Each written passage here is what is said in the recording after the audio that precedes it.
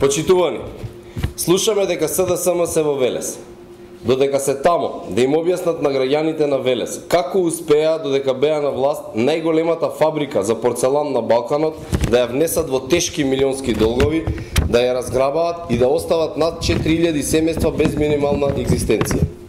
Прво, Бранко Црвенковски да им објасни на тие луѓе во Велес зошто им ја упропасти нивната иднина, зошто ги остави без работа, без право да напредуваат во животот.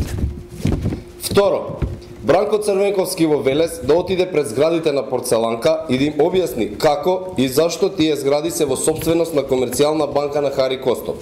Зошто имотот кој го продадоа заврши во приватни имоти на неговите сопартици.